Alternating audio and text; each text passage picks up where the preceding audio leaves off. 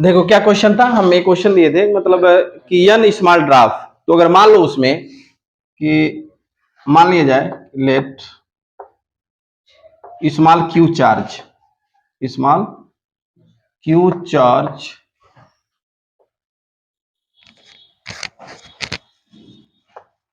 Is to be on small draft, each small drop, each small drop and its radius क्या ले लो, small are, small, ठीक है।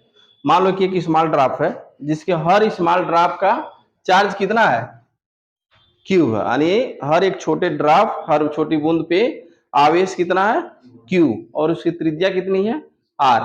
तो इसका आप क्या लिखोगे, अगर वैल्यूम इसका लिखो तो n drop into 4/3 pi r cube equal to बड़े drop 4/3 pi capital r Q.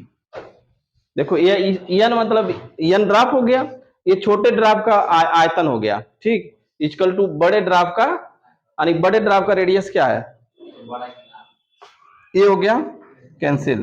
तो एन इजकल टू क्या बचा, आर क्यू, या आर इजकल टू, सॉरी यार यहाँ छोड़ रहा हूं, स्मॉल एन आर क्यू, या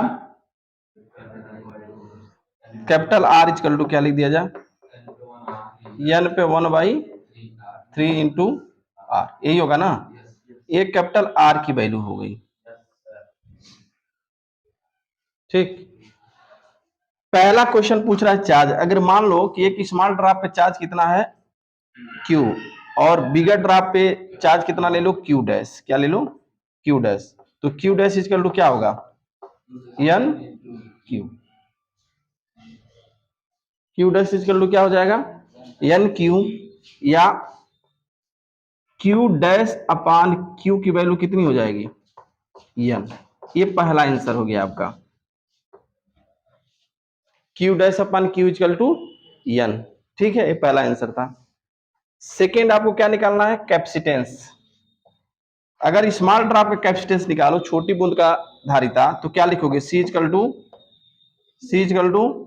4, एक ड्राफ्ट का 4 pi epsilon not into r, ये लिखोगे ना, एक स्मॉल ड्राफ्ट का है।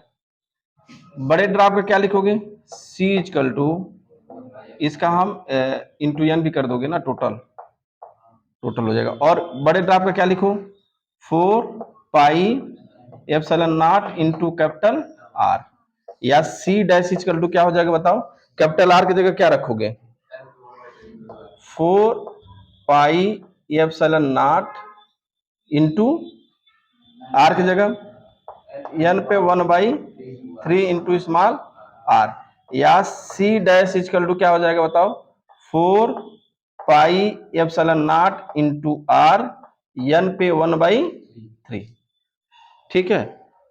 यह तुम्हारा एक स्मॉल ड्रॉप का कैपेसिटेंस है ना, एक स्मॉल ड्रॉप का है कि नहीं है, ये 4 pi epsilon not into r, ये कैपिटल स्मॉल आर है। अगर इसको ऐसा करो, एक का कर दो, एक स्मॉल ड्रॉप का कैपेसिटेंस ये हो गया, इसके जगह क्या लिख सकते हो, c dash equal to c n पे 1/3, या इसी को क्या लिख सकते हो, क्या पूछा था, रेशियो ना, c dash upon c equal to क्या आ गया, एन पे 1/3, ये आपका क्या निकल गया, कैपेसिटेंस का रेशियो।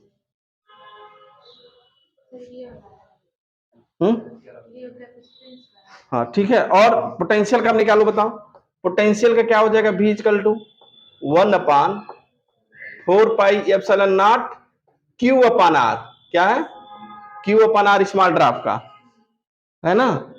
बड़े ड्राफ्ट का क्या लिखोगे, V dash equal to 1/4 pi epsilon naught Q dash upon capital R, या V डैश इजकल टू क्या होगा बताइए, 1/4 pi epsilon naught N Q, Q dash equal to N Q upon N पे 1/3 into R, या भी dash equal to 1/4 pi epsilon not into R को क्या लिख सकते हो, भी लिख सकते हो ना, इंटू एन पर n/3 ऊपर ले जाओगे तो क्या हो जाएगा, अरे पहले से ऑलरेडी एक है तो 2/3 हो जाएगा ना, n पे 2/3, अरे ऑलरेडी एक है ऊपर ले जाओगे तो हो गया, या भी डैश अपॉन भी इजकल टू क्या आ जाएगा, n पे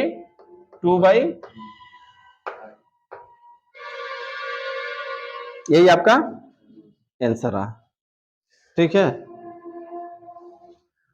फिर देख लीजिए एक बार, कल क्वेश्चन था कि n छोटा ड्राफ्ट मिलकर एक बड़ा ड्राफ्ट बना था। ठीक है, तो मान लो कि एक छोटे ड्राफ्ट पे चार्ज कितना है q और उसका रेडियस कितना है स्मॉल r, तो अब क्या लिखोगे, n छोटी बूंद का आयतन इक्वल टू एक बड़ी बूंद का आयतन, बड़ी बूंद का त्रिज्या कितना माना गया है कैपिटल R, ये कैंसिल हो जाएगा, क्या बचा n r Q equal to r Q, या कैपिटल R इक्वल टू क्या हो जाएगा n पे 1/3 r हो जाएगा ना, एक कैपिटल बड़े बूंद का ये रेडियस निकल गया।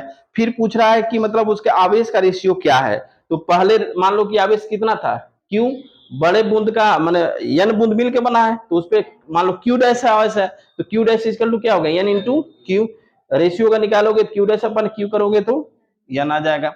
दूसरा कह रहा है कि इसकी धारिता क्या होगी, तो छोटी बूंद की धारिता क्या होगी 4 pi epsilon not into R, तो बड़े बूंद का 4 pi epsilon not into R, एक छोटी बूंद का है और एक बड़ी बूंद का, तो सी डैश इक्वल टू क्या लिखोगे, ये लिखोगे ना, आर के जगह वैल्यू रख दो, तो अब 4 pi epsilon not into r क्या हो गया C, C dash upon C n 1/3 हो गया। ठीक है, उसके बाद आपका भी की वैल्यू पोटेंशियल निकालना है, तो छोटी बूंद के लिए पोटेंशियल ए, बड़ी बूंद के लिए पोटेंशियल ए, क्यू डैश की वैल्यू रख दोगे एन क्यू और आर की वैल्यू ए हो गई, इसको अब पूरी वैल्यू भी लिखा जा सकता है। ठीक है, नोट करिए, कर लिए थे तुम लोग,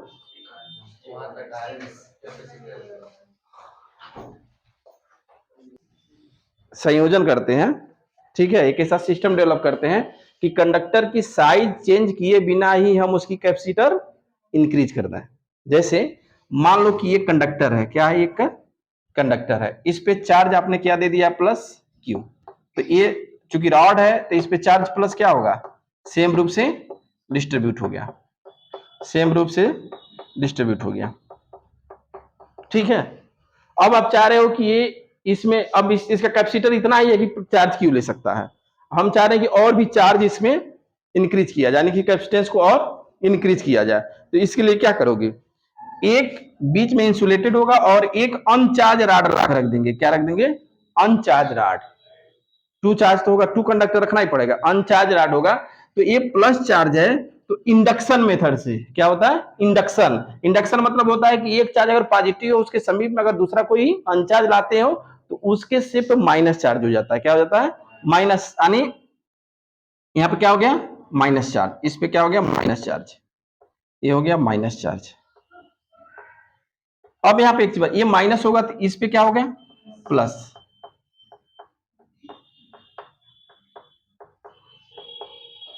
अब यहाँ पे देखो ये प्लस चार्ज, यानी ये वोल्टेज हाई हो गया और ये वोल्टेज लो हो गया, तो हाई वोल्टेज से लो वोल्टेज की तरफ चार्ज ट्रांसफर होगा, और इसका मतलब है कि अब इसकी कैपेसिटेंस बढ़ गई, अब इसमें से चार्ज क्या होगा, इसमें ट्रांसफर होता जा रहा है और इसकी कैपेसिटेंस इंक्रीज हो गई। अब क्या करोगे लास्ट में, अब भाई इसका भी एक है, इसको हम अर्थ से जोड़ देते हैं, अर्थिंग कर देते हैं।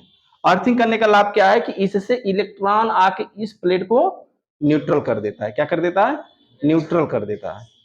ठीक है, तो एम आपका बन गया, ठीक है, ए प्लस ले लो, ये प्लस हो गया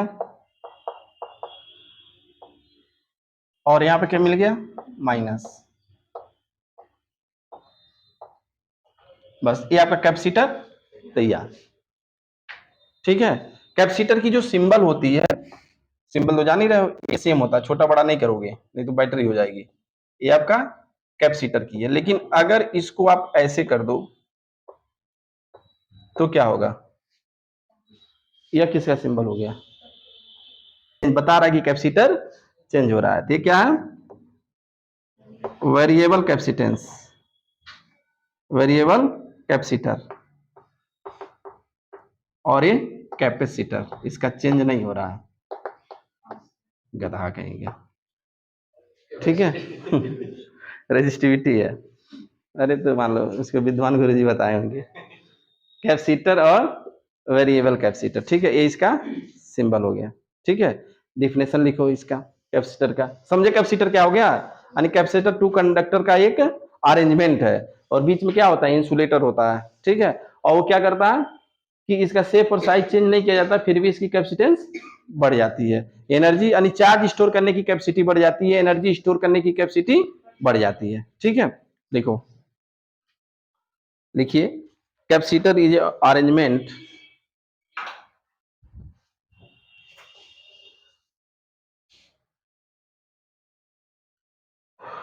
capacitor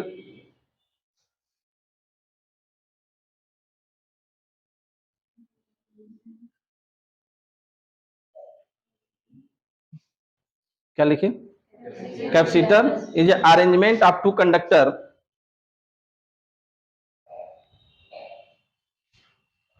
of two conductor separated by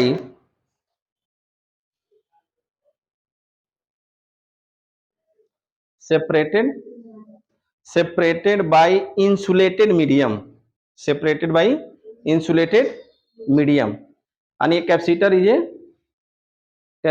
is a arrangement of two conductor separated by insulated medium that is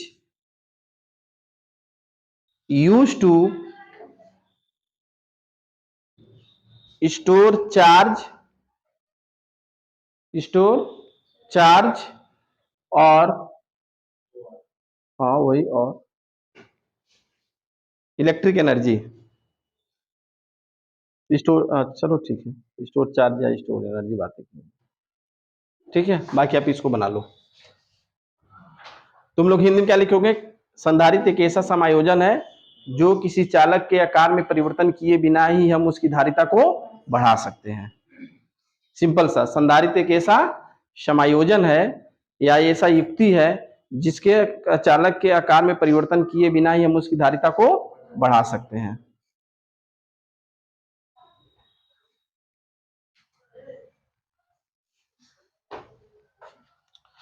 capacitor आप किसी भी साइज का बना सकते हो, किसी भी शेप का बना सकते हो, ऐसा नहीं है कि मतलब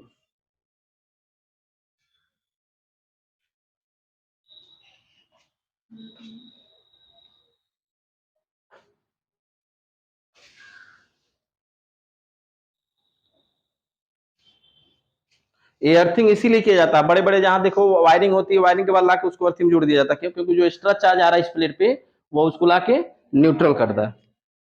नहीं है इनफाइनाइट, यार ये सब काम जीएस का क्वेश्चन है, ये अर्थ का जो क्योंकि कुछ भी दो सब एब्जॉर्ब कर लेंगी, कभी पता ही नहीं है कितना एब्जॉर्ब करेंगी, कॉमन सेंस लगाओ।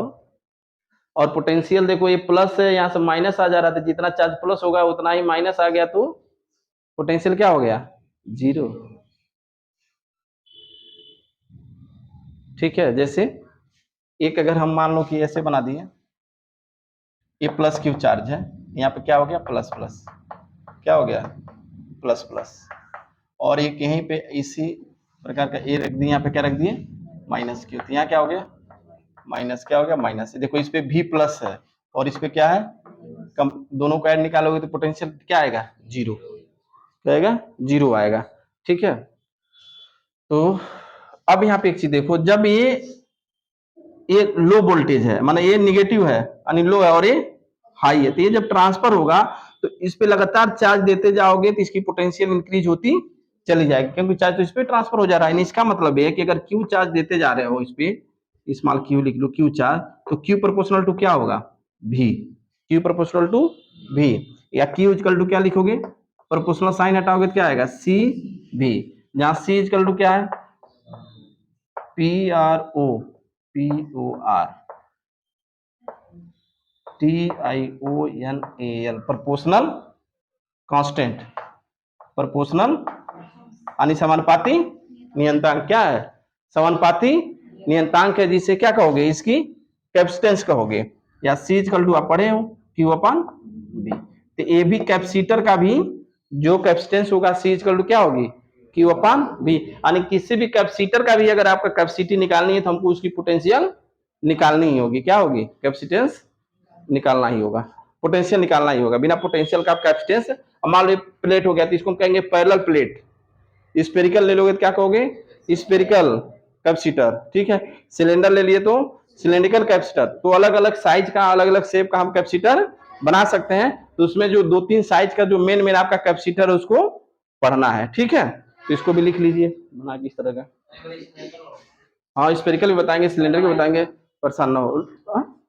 बस डेरिवेशन ही कराने चल रहा है, पैरेलल प्लेट के बाद स्फेरिकल कराएंगे। बस ये आज ही अभी पैरेलल प्लेट हो जाएगा, उसका स्फेरिकल हो जाएगा।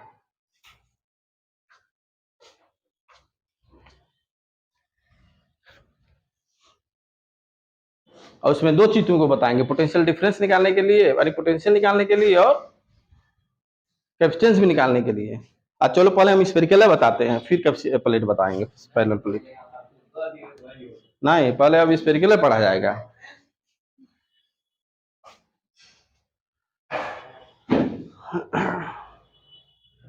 संधारित्र स्फेरिकल कैपेसिटर,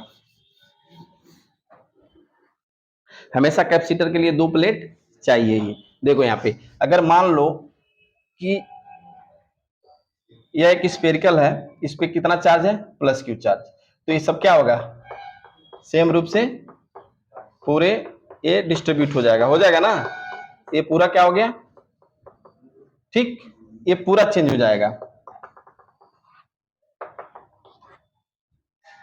चलो पूरा हम इसका रेडियस ले लो कितना,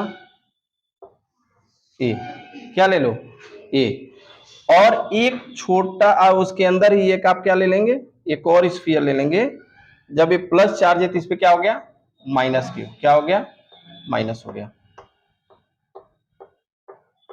और इसकी रेडियस कितना ले लो, बी, क्या ले लो, बी, ठीक है। अब हमको इसका क्या निकालना है, पोटेंशियल, क्या निकालना होगा, पोटेंशियल। पोटेंशियल के लिए क्या करो, इसके अंदर इस चूंकि चार्ज सेम रूप से डिस्ट्रीब्यूट है तो एक गॉसियन सरफेस बना लो, क्या बना लो, आसानी से क्या बना लो, एक गॉसियन सरफेस बना लो। कितने डिस्टेंस पे, आर डिस्टेंस पे, आर रेडियस का एक गॉसियन सरफेस बना दीजिए। तो अब बताओ यहां से आर डिस्टेंस पर जब पोटेंशियल लिखोगे तो आप पढ़े होगे integration minus E into D are, into D are, पढ़े हो ना, एक छोटा सा। लेकिन अब एक छोटा सा स्मॉल डिस्टेंस के लिए लिए हो डी आर लिख देता हूं, यहाँ पे क्या लिए हो, डी आर। लेकिन हमको क्या चाहिए, ए से बी से, मतलब बी से कहां तक, ए तक, बी से ए तक, डी से ए तक चाहिए ना।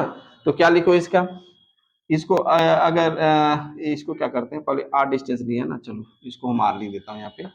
आर अगर छोटा सा ले रहे हो तो क्या होगा, E minus A D R हो गया ना। तो इसलिए भी इक्वल टू क्या करोगे, बी से ए तक, और इसको क्या लिख दोगे, minus E into D are, या भी इक्वल टू क्या हो जाएगा, ई की वैल्यू क्या रखोगे, बी से ए। इसके लिए ई की वैल्यू क्या हो जाएगी, इसके वजह से यहाँ पे ई की वैल्यू क्या पड़े हो आप बताओ, K Q upon R square into D R हो जाएगा ना। ये माइनस बाहर ले लेते हैं, देखो इसका। अब भी इक्वल टू क्या हो जाएगा, के माइनस के क्यू बाहर ले लो, और इसकी वैल्यू क्या होगी, 1 आर स्क्वायर का डी आर स्क्वायर करोगे क्या होगा, क्या माइनस 1 आर होगा, सीधे लिखते माइनस 1 आर इंटीग्रेशन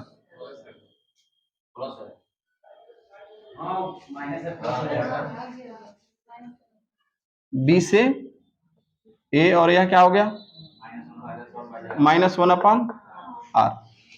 इसको हम सीधे लिख देता हूं ऐसे, बी से ए, तो क्या हो गया, प्लस हो गया के क्यू, और यहाँ क्या बच गया, 1 माइनस 1, बस यही तुम्हारा क्या निकल गया, पोटेंशियल भी याद रख लो।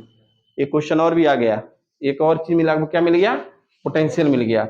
बाकी सी की वैल्यू जब निकालोगे तो सी इक्वल टू क्या लिखोगे, क्यू अपान भी, तो सी इक्वल टू क्या हो गया, क्यू अपान, उसको लिख सकते हैं क्या बताओ, बी माइनस ए के क्यू बी माइनस ए अपान ए भी लिखा जा सकता है, क्यू से क्यू कैंसिल, या इसको क्या हो गया बताओ, सी इक्वल टू के मतलब 1/4 पाई एप्सिलॉन नॉट, मतलब ऊपर चला जाएगा, क्या हो जाएगा 4 pi epsilon not a b upon b minus a. सही तो है ना, कहोगे नहीं जाके गलत है, लिख लो, लिख लो, फिर डिराइव कर देते हैं, बता देते हैं।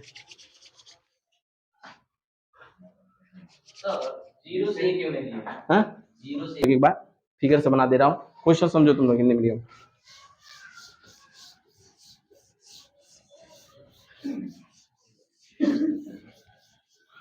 अभी आप पढ़े हो कि कैपेसिटर हमेशा अनुसंधारित्र दो चालक से मिलकर बनता है और बीच में एक इंसुलेटर होता है, यानी इसका मतलब ये कह रहा है कि दो स्फीयर हैं, ए का रेडियस मान लो कितना है बी, और इसके बीच में क्या है एयर, उसके बाद एक दूसरा कैपेसिटर हो गया क्या, जिसका रेडियस मान लो कितनी है ए माइनस चार्ज है इस पे और इस पे प्लस चार्ज, प्लस क्यू, और इस पे भी पोटेंशियल होगा, इस पे भी प्लस होगा, ठीक है। अब ये कह रहा है कि इन दोनों के बीच का थिकनेस यह कितना है, ये थिकनेस मालूम है क्या है, बी माइनस ए, जो फार्मूला लिखे हो B minus A equal to कितना दिया है बताओ, 2 सेंटीमीटर। और यार जो क्वेश्चन एग्जाम में लिखे उसमें जो फार्मूला में लिखा है उसको बी माइनस ए मानो, डिफरेंस इन दोनों के बीच बी माइनस ए का मतलब इनके बीच का थिकनेस, ठीक है। यह थिकनेस क्या हो गया आपका 2 सेंटीमीटर, ठीक है। अब यहाँ पे कह रहा है कि इसकी कैपेसिटेंस, टोटल कैपेसिटेंस सेम दिया है 1.2, यानी सी इक्वल टू कितना दिया है 1.2, क्या दिया है वो डायमीटर दिया ना, यानी इस पूरे का पूरे सेम क्या लिखा है उसमें, लाइन पढ़ो ना,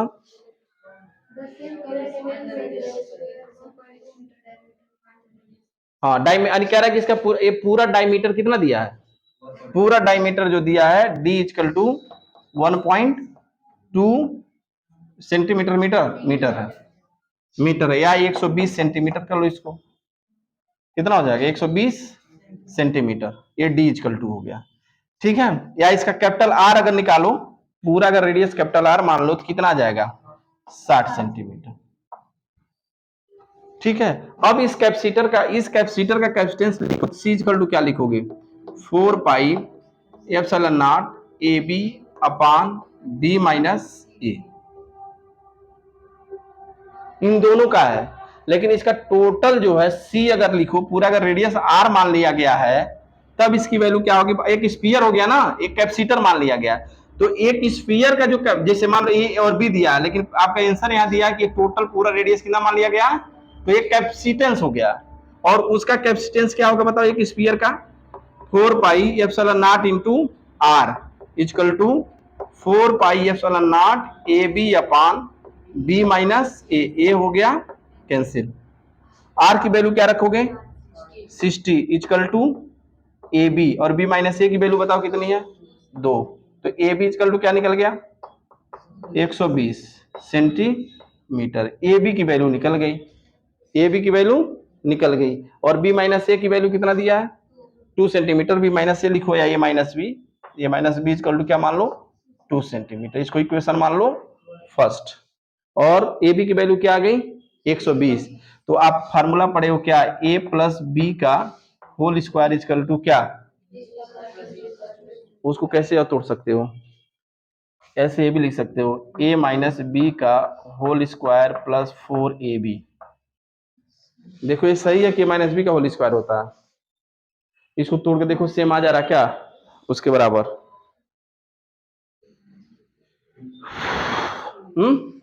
ठीक है ना, यहाँ पे कंफ्यूजन बी माइनस ए माइनस बी कुछ भी लिख सकते हो, ठीक है। अब इसकी वैल्यू रखो, ए माइनस बी की जगह कितना रखोगे 4, ठीक है, स्क्वायर करोगे तो 4 हो गया, प्लस 12 चुको 48 480 480 रख दो यहाँ पे, तो ए प्लस बी का कितना हो गया 484। 484 किसका स्क्वायर होता है? 484 हो जाएगा आपका 22 का। सही है, याद रखो 30 तक फास्ट इस कैलकुलेशन करना है तो 30 तक आपका क्यूब और स्क्वायर याद होना चाहिए। तो क्या हो गया a plus B equal to, अभी तो कम है 22 बोल रहा हूँ। जो बैंक तैयारी करते हैं सब एसएससी वगैरह उनको 49 50 100 तक का याद रहता है, तब जाकर 30 सेकेंड में कैलकुलेशन करते हैं। अभी तुम लोग वही मैं कर रहा हूँ ना, अभी तो हवा मुड़ रहे हो, जब जाओगे तब समझ में आएगा, अभी बात समझ में नहीं आ रही है। अभी याद करोगे तभी याद होगा, नहीं तो उस समय रोओगे कपार पीट पीट के, फिर कहोगे छोड़ो जाने दो यार, चल बन सबसे बढ़िया बनवाओ वीजा और चलो बकरी चराने सऊदी। और तुम लोग कहोगे छोड़ो अब चलो दूसरी दुनिया बसाओ। ए प्लस बी कर लू 22 और ए माइनस बी कर लू 2, तो यहाँ पर रख दू ए माइनस बी कर टू, क्या करोगे ऐड कर दो 2 एच कर टू 24 एच कर टू और ए की वैल्यू इसमें रख दो तो बीच कर टू 10।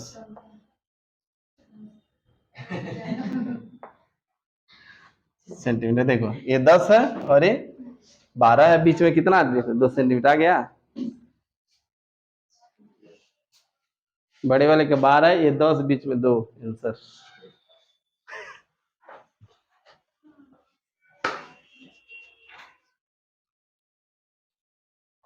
नहीं रखो, अब केवल आर का वैल्यू देंगे या कहेंगे स्फेरिकल का कैपेसिटर बताओ।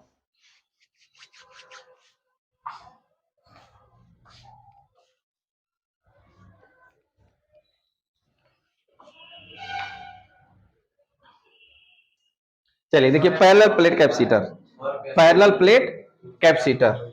नेक्स्ट हेडिंग लिखिए समांतर प्लेट संधारित्र, पैरेलल प्लेट कैपेसिटर।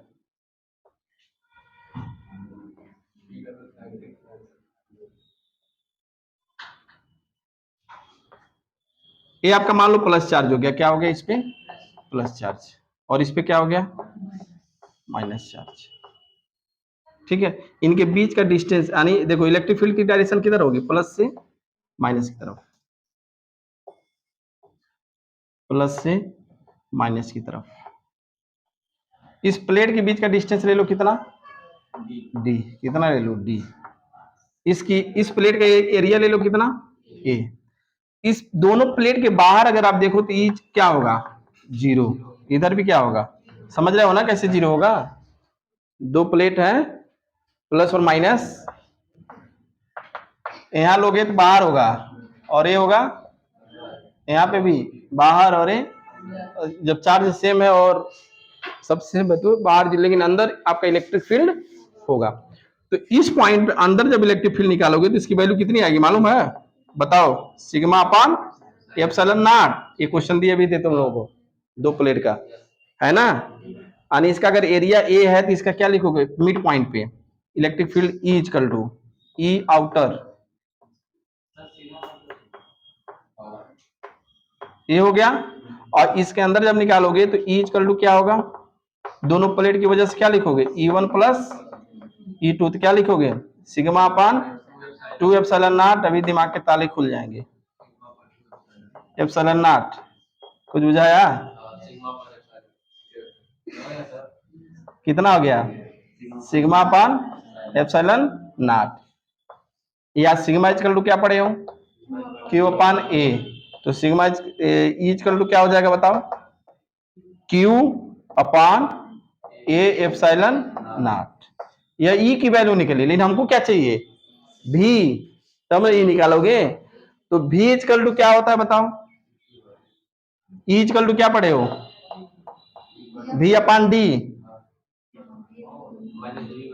अभी पढ़े हो V equal to E into D, तो क्या लिखोगे यहाँ पे V equal to E into D, तो V इक्वल टू E की वैल्यू क्या रखोगे Q upon A epsilon naught, यानी क्या हो गया D, ए क्या निकल गया V की वैल्यू। ठीक है, अब फाइनली आप निकाल दो यहाँ पे C equal to Q upon V, तो C equal to Q upon Q d a epsilon not, a हो गया कैंसिल, ए आ गया ऊपर, तो क्या बच गया A epsilon naught upon B, यही तो होता है।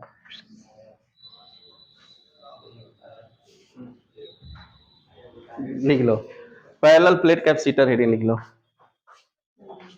समांतर प्लेट संधारित्र।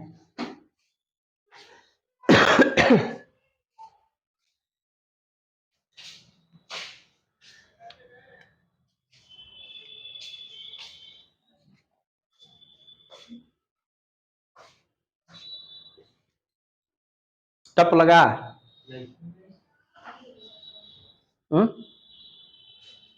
क्या करिए?